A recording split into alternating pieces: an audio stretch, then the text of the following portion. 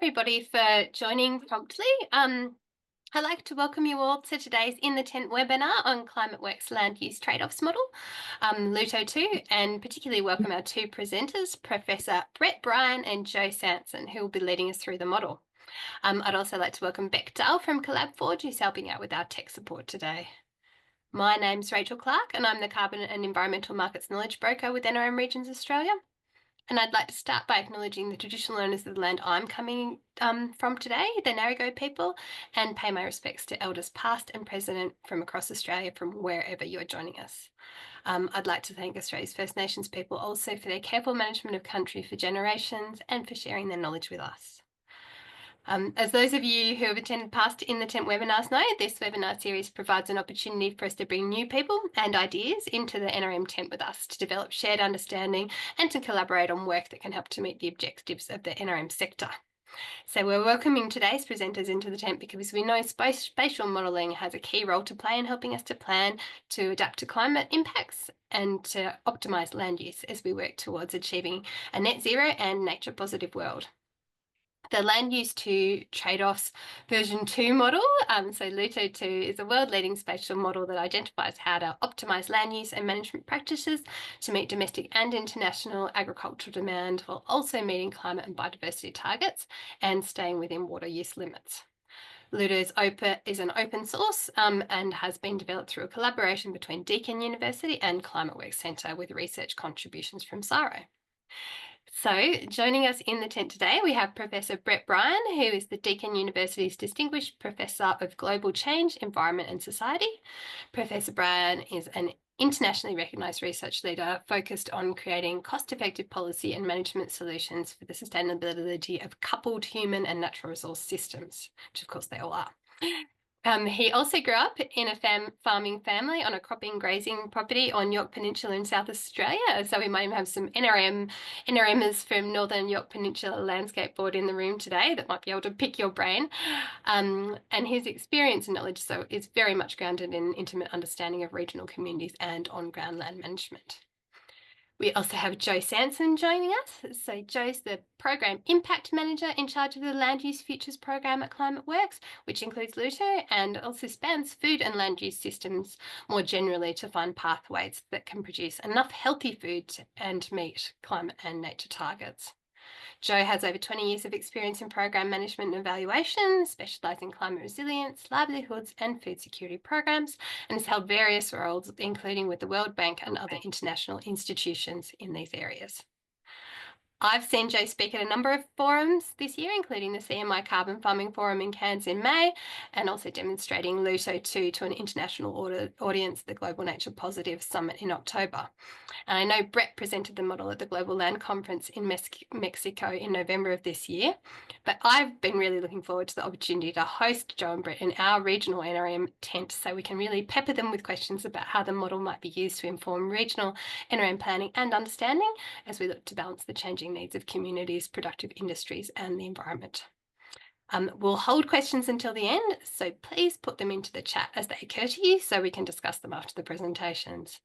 And please also note we are recording the session so it can be made available later. And at the end of the session, we'll also have a short survey, so I invite you to make sure you do that to help inform future In the Tent sessions. So I'll now invite Jo to get started, and please feel free to start sharing your slides, Jo. Thank you so much, Rachel, and for everyone here who's giving up their lunchtime to join us here today. I really appreciate it, particularly knowing that it is such a busy time of year for everyone.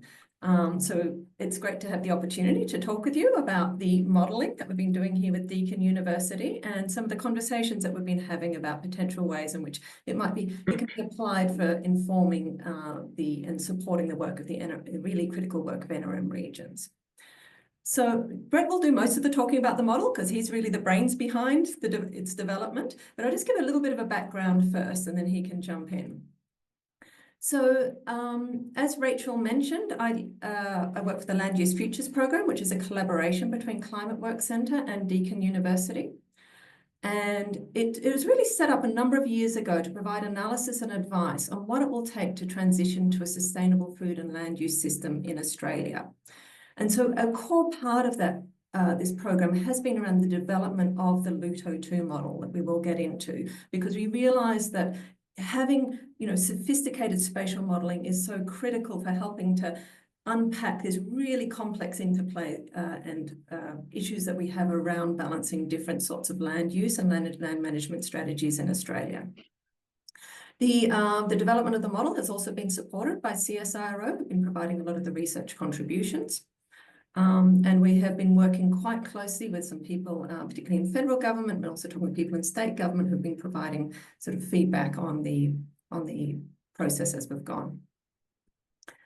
So as I said, we're here to talk about the land use trade-offs model, but first I'll just provide just a little bit of context as well before we jump into it. Now, I'm sure all of you are well aware of why land use matters and what all the challenges are associated with land use, but I just want to start off by situating within this in the context of whole of economy, what we need from a whole of economy perspective to decarbonise and to meet the Paris Agreement goals. So what we have up here on the left are two different sets of scenarios. One is what the Climateworks' decarbonisation pathways, as well as the CSIRO's work, which is fed into the Climate Change Authority's recent pathways review. And in both of these, as I'm sure you're all fully aware, there has been identified the need to reduce emissions from agriculture, as well as, of course, understanding that the most critical things we need to be doing are reducing emissions from fossil fuels, but along with that, we do need to be reducing emissions from agriculture. And we also need to be removing a lot more carbon from the atmosphere, and that largely needs to be through land-based sequestration as being the most cost-effective way of doing so. So in order to really understand how best to do this, we need to be treating sort of agriculture and land use and carbon dioxide removals in an integrated way, because these are such interconnected issues. And while doing so, we need to be taking into account the multiple other objectives we have related to land use. So there's biodiversity, water use, obviously food and fibre production, increasingly the needs for renewable energy, as well as, of course, community well-being. So why spatial modelling is important? And again, I expect this is probably fairly obvious to most of you here, but as of course you know, agricultural production, carbon removals and storage and biodiversity, they all vary in different ways in different places, and how they interact with each other also vary in different ways in different places. And as we also know, climate change is also impacting all of these things in different ways in different places. We really need quite complex spatial models to really be understanding the interactions and understanding how we can be maximising the co-benefits and minimising the trade-offs related to land use. And in order to do this, this modelling can help show what sort of change can happen where to achieve multiple objectives, and also to understand the interdependencies within and between different sectors. So also looking at things like agriculture, where there's increasing reliance on biofuels, for example, from transport, which comes from the agricultural sector, and to inform policy. So that's just a little bit of a background. We have been, having a number of conversations with Rachel and her colleagues and others within NRM regions around the potential applications of this modelling, how it might support with NRMs. One of these, the most obvious, is supporting how we consider climate and biodiversity targets within planning, and being able to situate that within nationwide targets as well, so we can understand the there's different opportunities for change in different places, different co-benefits, different trade-offs, and how they can be negotiated. And within that, of course, is identifying sequestration opportunities, and particularly nature-based solutions that can also support reaching our biodiversity conservation and restoration targets. And this is also important for supporting the planning to adapt to climate change itself. So both the direct impacts of climate change, but also the transition which climate change itself is necessitating, and how this can help inform also how we to manage these trade-offs and land use conflicts, which of course are particularly increasing. And we've also been thinking a little bit about how the sort of resource allocations at community levels, how the policies that are supporting or hindering the sorts of changes that are needed can be informed as well. So I'm going to leave it there now and let Brett jump into the sort of the fun nitty-gritty stuff of how the model actually works. and hand it over to him. So thank you, Brett. Okay, thanks, Jo. Great to be with you all. So LUTO, you probably realised by now that LUTO 2, there must have been a LUTO 1. So that was developed when I was in CSIRO between 2003 and 17. And it was virtually the first national scale model of Australia, which was a policy analysis kind of model. So we could put in things like, what if we had a carbon price of $80 a tonne? What land use change would that result in, and so on. And it had a lot of application across the Australian National Outlook and other major projects. We made the cover of Nature and another paper in Nature as well. So it was a really innovative model that looked at how land use could change into the future over space and over time. Next slide, please, Jo.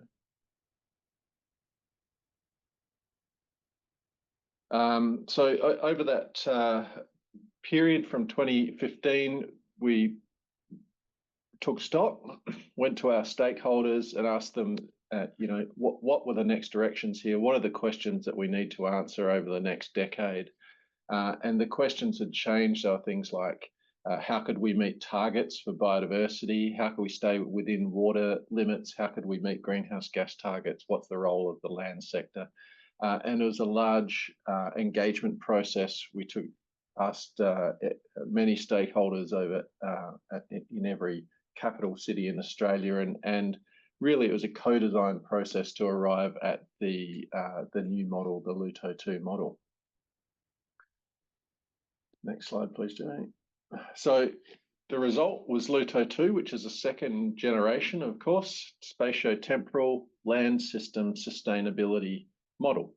And it identifies optimal land use and land management strategies for Australia, which simultaneously meet domestic and international demand for agricultural productions, so food and fibre, climate targets, biodiversity targets, and catchment-based water yield limits.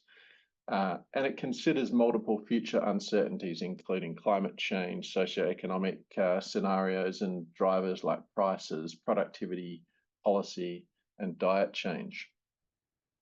Has a long time horizon, so LUTO 1 went just to 2050, and we've now extended LUTO 2 out to 2100. And it has the same spatial resolution. So we're talking a 1 kilometre grid cell resolution over the whole of the country. And it's really only at the moment for privately owned and managed land. So that's about 4 million grid cells. LUTO 1 is about 800 grid cells. It was just the intensive agricultural zone. And as I think Rachel mentioned earlier, it's an open source model and published openly online. So you can download it now if you wish. Next slide, please, Jo. So the outputs of the model are an optimal land use distribution, not only of agricultural production. So we make sure that Australia continues to meet domestic demand and food security, but also maintains a viable and increasingly profitable export industry, but also non-agricultural land uses. So these are things like environmental plantings, carbon plantings, agroforestry, farm forestry, and so on, things which essentially replace agriculture. If you're still doing agriculture in an area, LUTO can then add some agricultural and land management practices to help do things like increase productivity, reduce greenhouse gases, reduce water use, and so on, in order to help achieve those targets. And then also LUTO accounts for climate change impacts, so things like water availability into the future or productivity into the future, considers the climate change impacts.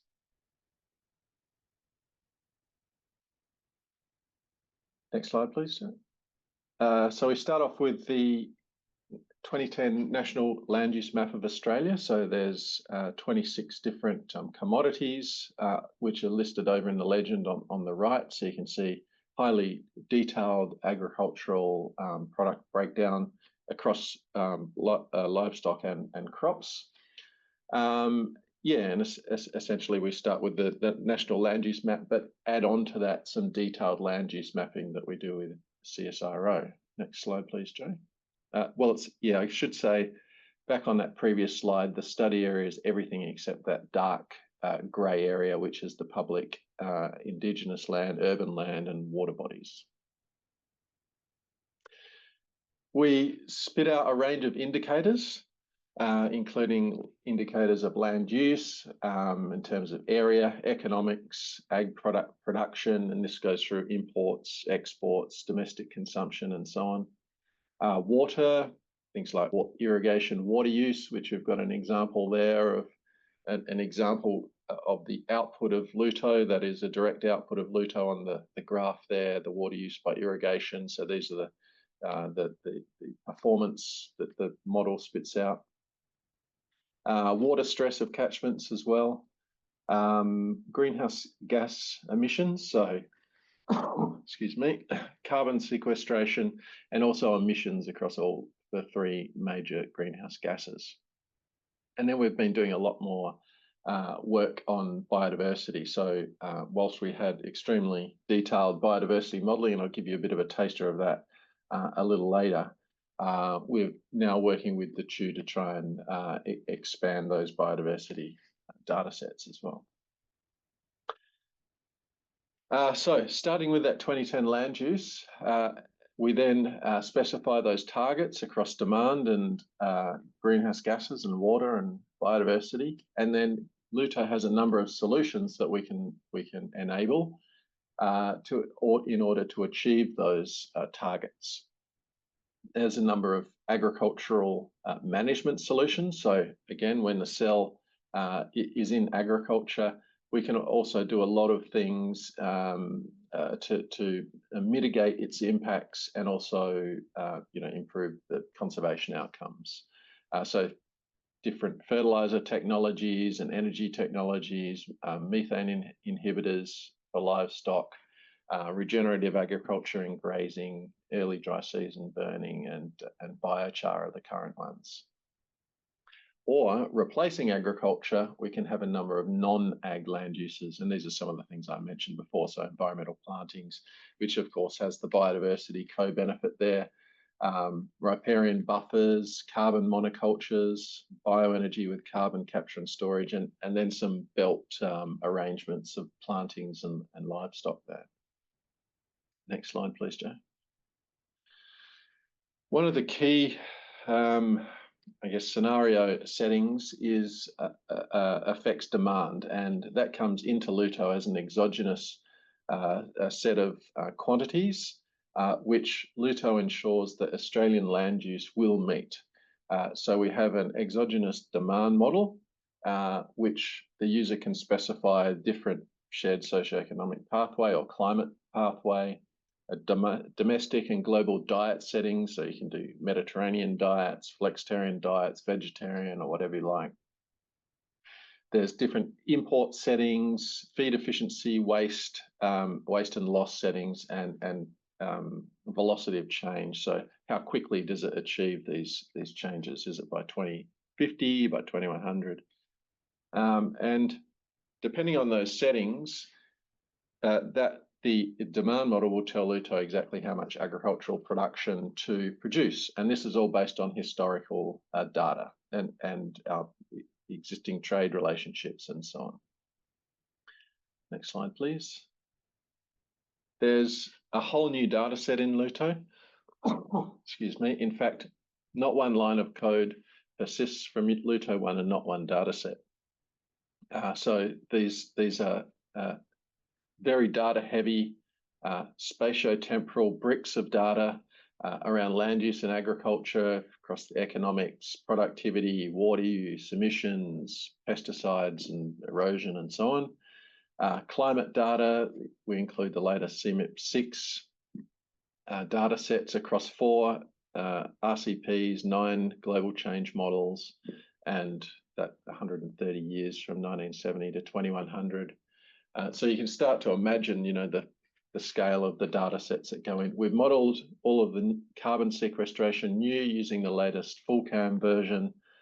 So these are ACCU accredited estimates of carbon sequestration that we've got. We've done all the water use modelling from all of these land use changes under climate change, done fire impacts and biodiversity modelling, and you know, we could talk at length about each one of these data sets, but I'll just give an overview now, and I'm happy to answer questions about any of them later on. So this is how LUTO works. If we look to the 2010 land use map, can you see my mouse, Jo? No mouse. Okay, maybe I can. Okay, I'll annotate. So we start off here with the 2010 land use map. As I mentioned, we've got our data sets here that go into LUTO. Huge new data and spatial modelling. For each grid cell then, LUTO has a number of land use and management options, which I've just gone through. So it can either be in one of 28 ag commodities, and if it is, we can have an irrigated or a dry land version, or 6 different ag management types. If it's not in agriculture, a grid cell can be in one of 8 non-ag land use types, environmental plantings and so on. So that's the options for each grid cell. That's the decision that LUTO makes for each grid cell. And it makes those decisions in order to meet these targets. So we've set targets for food demand, greenhouse gas, water yields, and biodiversity. And food demand comes from the demand model. The greenhouse gas targets come from the OzTimes model. The water yield comes from planetary boundaries, and we also include a number of global biodiversity framework targets. So we've got our targets, we've got our grid cells, and then LUTO then says, well, you can either maximize profit or minimize cost, but we need to achieve these targets, and we need to change what each grid cell's land use and management is so that we meet the targets at maximum profit or minimum cost. And then it spits out land use maps for each year from 2011 right through to 2100 if you want to go that far. So that's essentially how it works. Next slide, please. Number of upgrades we've got in the planning. So different solutions like biofuels, bioenergy, soil carbon indicators, including commercial forestry and renewable electricity. There's some other lower priority stuff which I won't go into in too much detail, and other general upgrades. So we've got sort of long-term ambitions to expand it to include public land and protected areas, and a range of biodiversity solutions then come into play on those lands, and also include other indicators that we've done the modelling for but haven't included in the model just yet. So that's pesticide impacts, nutrient impacts, and also erosion. Next slide, please. Just as a quick, I guess, illustration of some of the data sets. So this is just the biodiversity data set, for example. So we've got modelled a spatial distribution over time of 10,608 plant and animal species, using the Atlas of Living Australia and regressing that against biophysical data, in particular climate and soil. And we can then predict the habitat suitability of those species into the future, out to 2100, under the different SSPs. And so you can see the middle row, that's just the mean habitat suitability. You can see that the suitability for this species, which is the common wallaroo, decreases with an increasing climate change going left to right. So we've got that data, which is all put into a conservation planning software called Zonation, and we get out a single layer which identifies those pixels which are highest priority for conservation or restoration, given what we've already got protected and natural and conserved. and it's robust to climate change. That's our key biodiversity layer, created by Carla Archibald. And we're also now working with DETU to bring in things, well, we've already brought in the habitat condition data set, the national connectivity data set, but also the threatened species and ecological communities data we're bringing in as well. Next slide, please. Just as an example of an application, we've got here an ambitious climate target, so 1.5 degrees, 67%.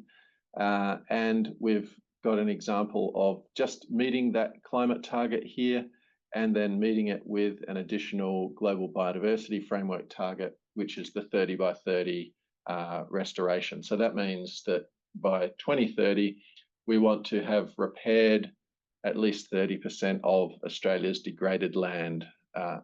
And so you can see the different land use change trajectories over time for major categories there, depending on what targets we're interested in meeting. So it's very sensitive to the model's not sensitive, but the outputs are sensitive to the choices we make as policymakers. Next slide, please. Just expanding on that, this is a bit more of a zoom in of the different land use types. So this is the non-agricultural land use. So if you're not worried about biodiversity, you do things like farm forestry, bioenergy with carbon capture and storage. There's a little bit of carbon plantings in there and agroforestry with beef. If you were interested in biodiversity, you'd do things like plant environmental plantings, which have a biodiversity benefit, not just a carbon benefit. And you'd also do different ag management types on your land as well. Next slide, please. Just some of the mapped. I mean, to get message from this slide is looking at things like the land use change, which is most notable with the red. Just because it's red, it sticks out. That's agroforestry.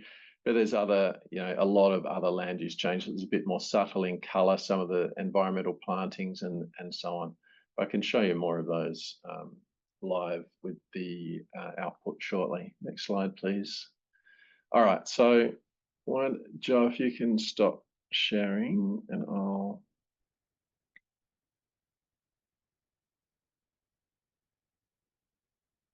Okay. So hopefully you can see my screen there. So this is the actual outputs from the LUTO model. I just have a whole bunch of technical stuff there that you can check that you've done the right thing. But then the interesting things are things like looking at land use areas. Some of these indicators, you can look at each year at the level of whatever it might be, natural land, sheep and livestock or crop types and whatever. Irrigation, and these are exactly the slides I showed before. So this is environmental plantings under that same scenario, so that ambitious climate change and the biodiversity 30 by 30 target. Then you see BECCS starts to come in later in the time series as that demand for carbon sequestration becomes much more difficult to meet.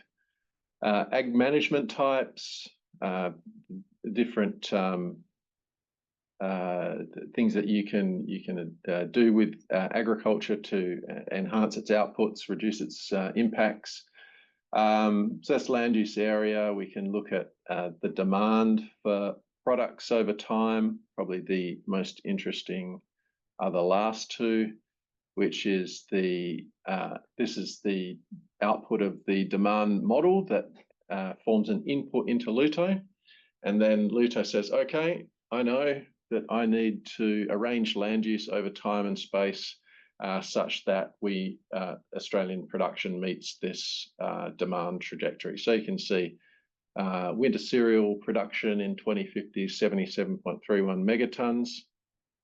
And the LUTO output says that we've produced 76.58 megatons. So pretty close, not too bad. I'd accept that one as a pass grade. We can look at the economics, so revenue, costs, profitability.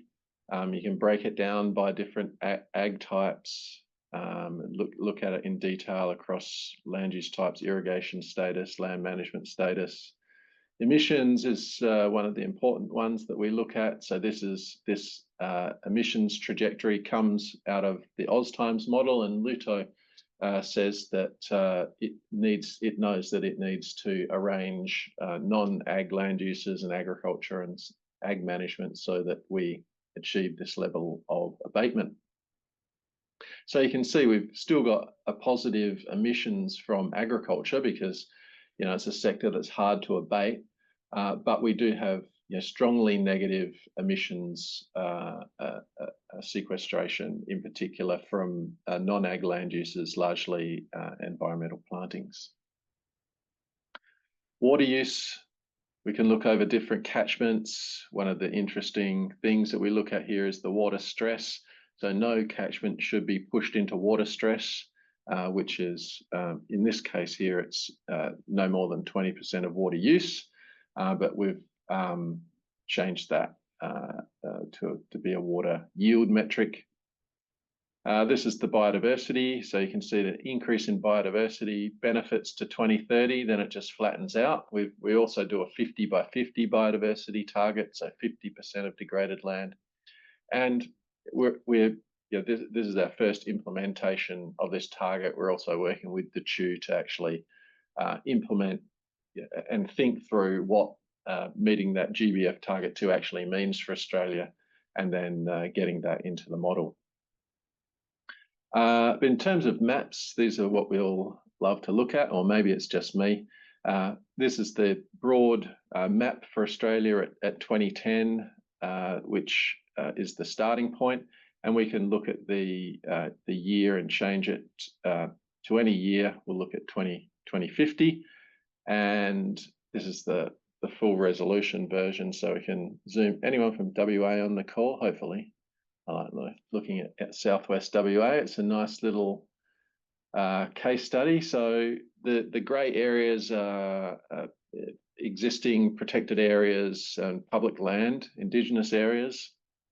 And we can look at the land use change here, that the purple is crops and the orange is livestock, sheep largely.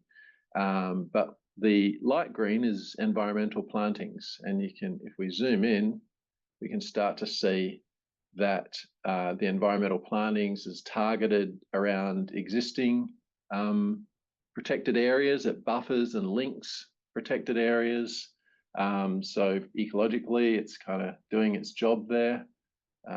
So we can jump in down here, this patch, nice and square, left by land clearance, and we can see it's, you know, buffering and making the patch bigger and protecting the natural habitat. So kind of happy with that. We can change the land uses to, let's say, well, broad ag land use, but look at non-ag. So we can zoom into the eastern states and look at things like river, buffering rivers and creeks.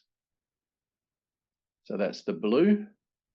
And so this has got the geofabric database, so all rivers and creeks in Australia.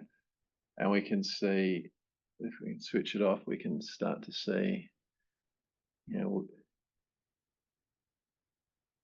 oops. You know, the level of detail, the spatial detail that that the model comes up with. So you're all regional type, have a regional type focus. So you'd be looking at, I don't know, roughly this kind of area or smaller.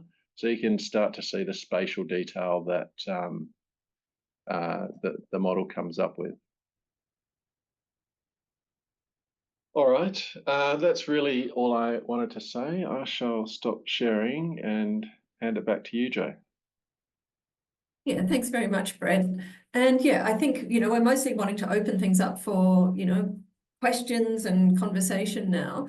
But, just to sort of sum things up a little bit, we have been, talking with a few different people about sort of potential models for collaboration. As I think Brett mentioned, the model itself is really quite flexible. So what we'd really envisage is a fairly participatory co-design process of the scenarios in really agreeing, okay, what is it that we want to be solving for here? And again, within the context of what really is needed nationally, but being able to really sort of tailor it to the sort of particular interests and needs, and really being able to then, I would imagine it being a fairly iterative approach of really sort of workshopping what those results are and really sort of drilling down to understand what some of those trade-offs are and how we can be, how it can be helping to sort of inform how we view these issues. And again, understanding we really see this as a decision support tool. It is not by any means, put out there to say, look, this is the way that land use needs to change, but it's a way of coming up with different scenarios for understanding what the future can look like and how we can be best planning for it. So I think at this point, we're really interested in any questions that you have around LUTO 2 and its functionality. Would love to hear any thoughts people have about the potential you may see for supporting the work that you're doing in NRMs. And if so, in what ways? Perhaps also any challenges what you might anticipate in applying these results and what would really be sort of critical success factors in applying this, and understanding that we know that a lot of you people have been working with sort of national data sets and so on, and that there are, there's a lot of experience in that sort of process of downscaling it. So I think we will open it up now and hand back to you, Rachel. Thanks so much, Jo, and thanks so much, Brett. There was a lot of detail, obviously, in your slides, but thank you for. I mean, it was wonderful to be able to see the model working in action. So it was great to get that demo. Now I'm going to go to the first question from an NRMer. So thank you very much, Chris Pitfield, for being brave enough to put something into the chat. So Chris has asked, can NRMs bring in local and regional data sets to do the spatial analysis, or does it only work on existing data? So an example being native veg layers. And I can see Chris on my screen, so if you need to explain a bit more, Chris, you can, but otherwise we'll go to Brett to answer your question. I think the answer is yes, you can bring in local or regional data sets. Question would be, what role would they play in the model? So we've got the National Vegetation Information System data set in the model. The grid cells are 1 kilometre resolution, so we can, even if you've got very detailed local data sets, we can summarize those by grid cells. But if it would be, you could imagine that you'd look at conservation planning scenarios where you want certain ecosystems conserved or restored or something like that. That can definitely be brought in, but we'd sort of sit down with you and think through what the objectives were and how that would best be implemented. It's not really a pull it off the shelf and go away and run it. It's really 10,000 lines of code and 40 gigs of data, and it needs a bit of hand holding at least at the start. Brett, and thanks very much for the question, Chris. We've got Stefan Kaufman in the room as well. I know Stefan's been doing some work with other regional NRM organisations. And you had a question, Stefan, which was about the 30% by 2030 target, essentially. So you said the current 30% by 2030 policy relies a lot on public and traditional owner managed lands to be achieved. Does the model assume or allocate any of the target attainment to these excluded land use tenure types, understanding that they're excluded from the main analysis? At the moment, no. Because we've defined the degradation to be occurring on that privately owned 4 million hectares of land, and that 30% of that needs to be restored. We can also then talk about what needs to happen in the other part of the national estate. So public protected areas, Indigenous land, and so on. That would be a different analysis, but yeah, we're just really considering the private land in that target attainment at the moment. That's right. It sounds like they're actually the two different targets. So one's for the 30% of protected area and one's for the 30% of degraded lands. Is that right? Just sort of, and obviously most degraded lands are in areas that are privately owned. It depends on how you define degradation.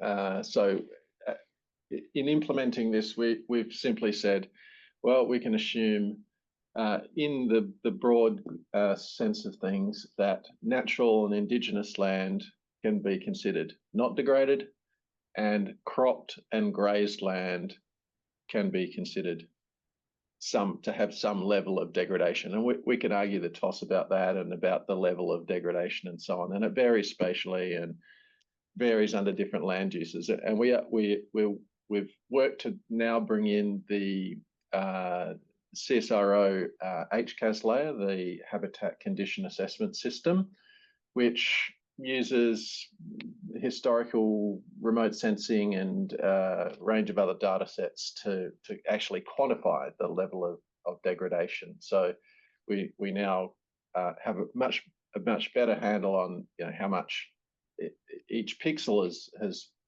been degraded, and so we can then say how much the public and Indigenous land has been degraded using the HCAS. Yeah, still we're still a little bit limited to working with the private land area, but hopefully over time we can extend our scope to consider the public and Indigenous land as well.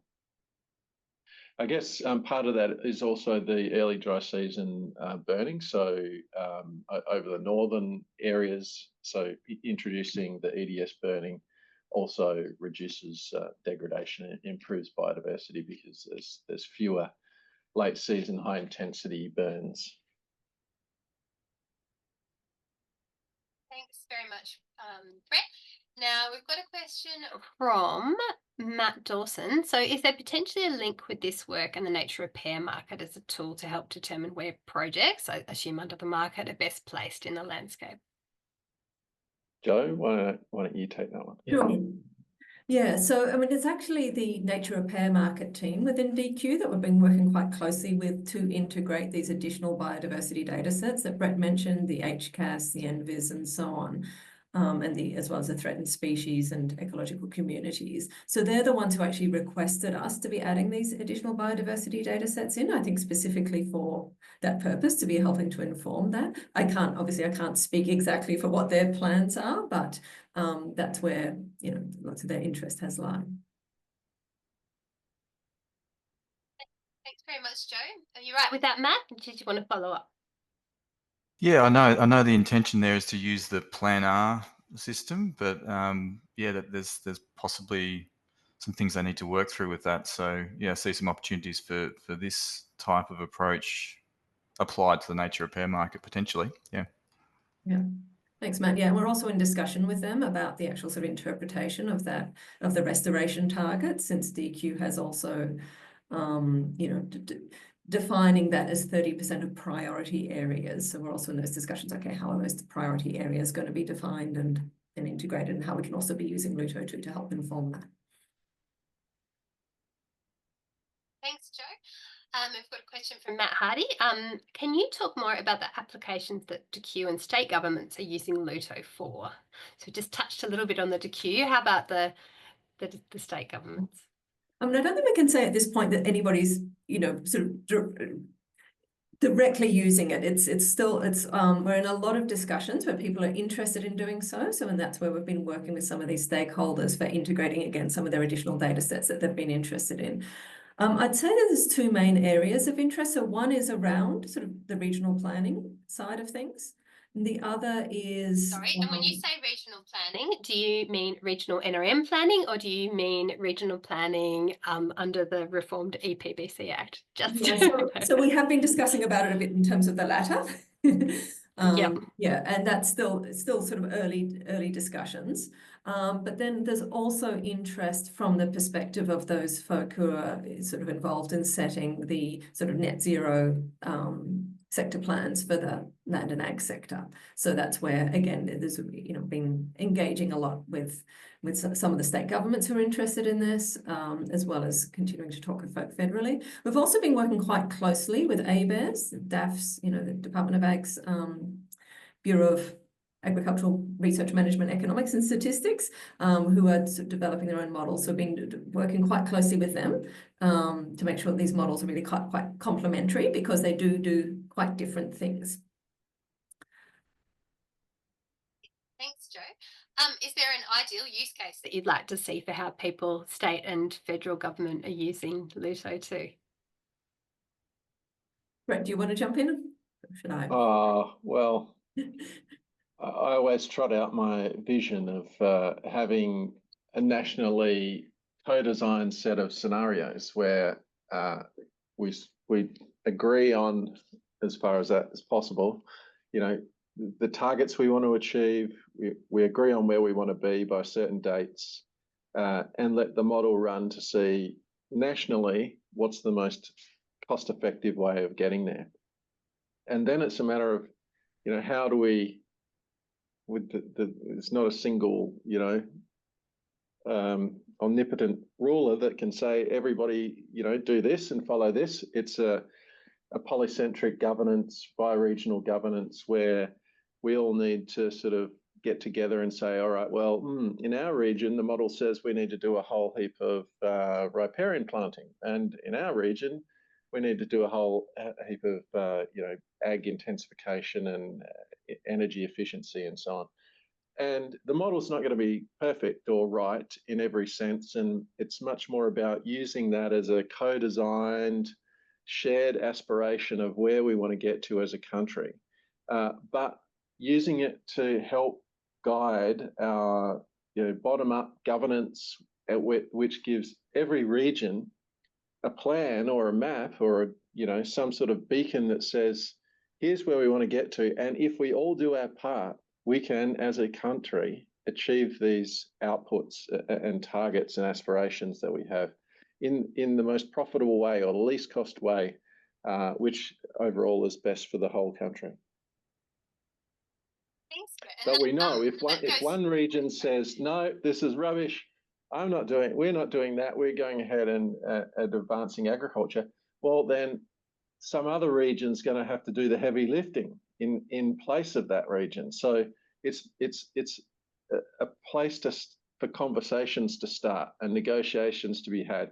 But we all know that together as a nation, we need to do this, do these solutions. This is the best way of getting there. And if there's local nuance, then at least we have the forum and the governance systems to be able to work our way through that. So in terms of those regional or local nuances, in terms of what communities might have as a vision for their region, and this sort of goes to some of the work that, all of our regions do with regional NRM planning. There's been some research done by the CSIRO that we had Nikki Dumbrell present on earlier this year, and essentially they'd looked at an area of southern Queensland, a number of sort of one regional NRM organisation area, southern Queensland landscapes, and also a number of local governments in there. And so they were looking at the regional NRM plan, the local government plans, and also healthy country plans for that area.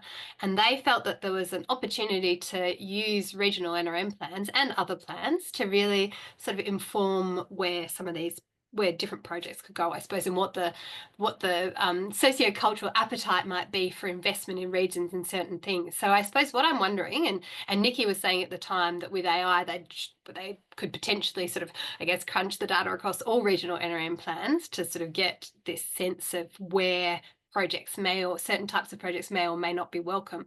So I guess I'm wondering, what's the opportunity to include some of that kind of data into a model like LUTO, so that you can also, I suppose, roll the model out to see where there might be, I guess, where people might sort of be going, no way, we don't want to see that in this landscape, or no, actually our region really needs investment and we'd like to see quite a lot of development of this here, and is that possible? Do they match up?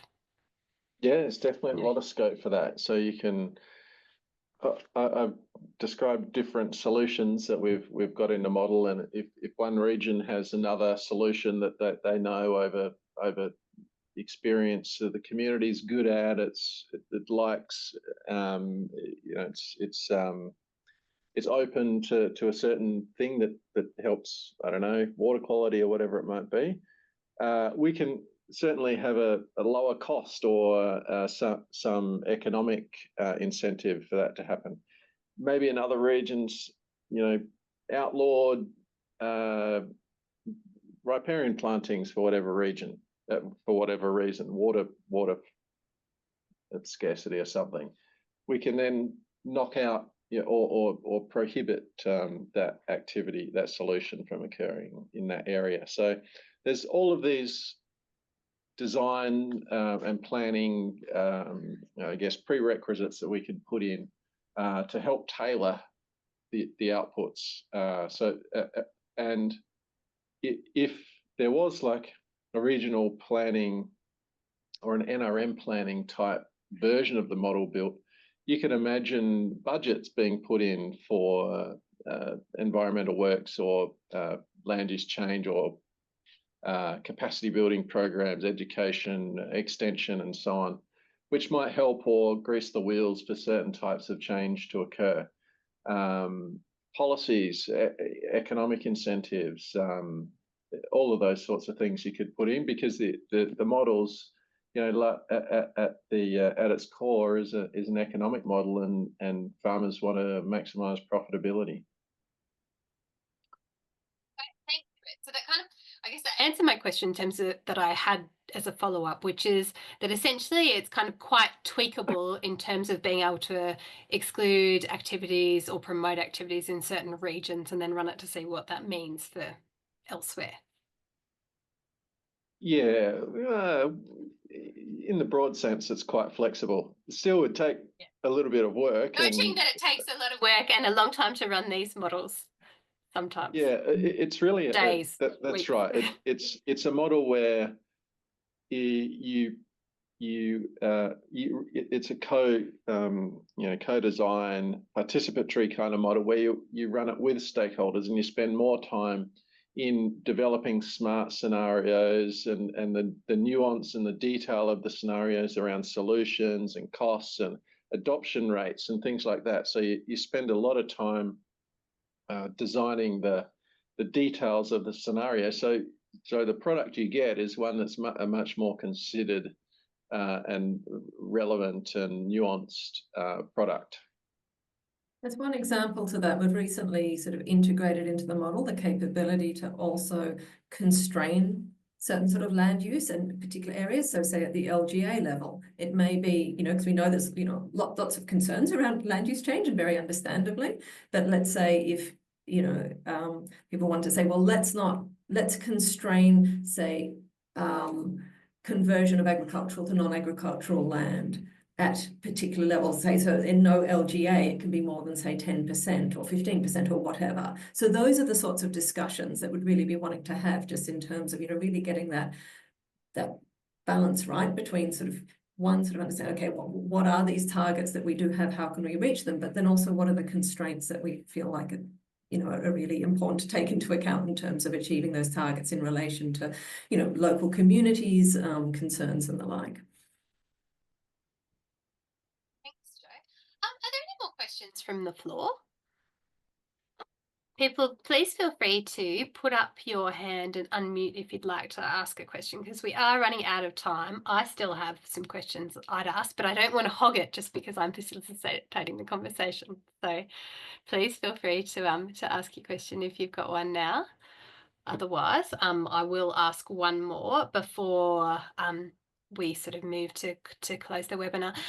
What I was wondering about, Jo, and you might have sort of said this, and I might have missed it in one of the presentations, was about how does it work in terms of sort of layering multiple land uses. So can you have, you know, a sheep farming with solar panels on top of it and a soil carbon project happening on the same parcel of land, or are they quite sort of exclusive uses?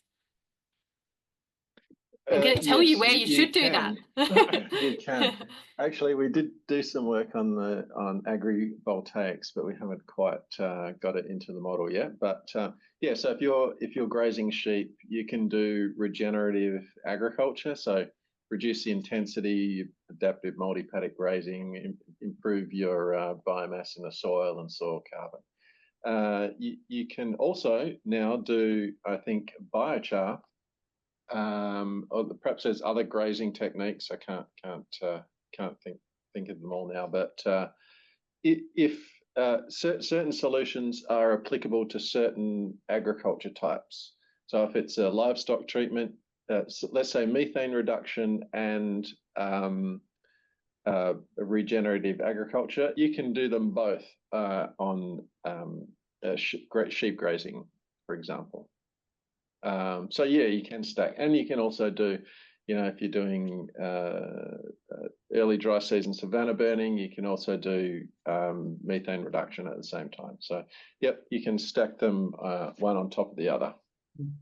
And also lots of the agroforestry, so more trees on that land. Yeah, and as Brett mentioned, we'd love to get more of the agrivoltaics, the renewable energy into the model. That's something we're on our wish list.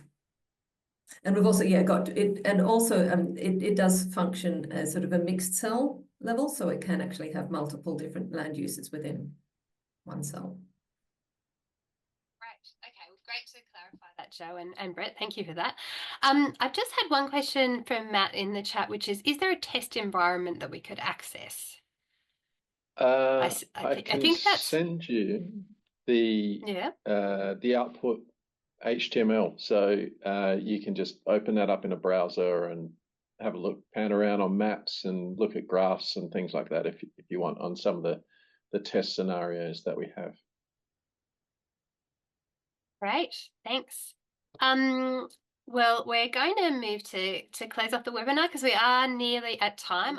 I also just want to remind everybody that you can sign up to the NRM Regions Australia YouTube channel to get updates on when we are sending out our webinar recordings from In the Tent and other webinar series that we run on our various thematic areas, including biosecurity, carbon and environmental markets and those sorts of things.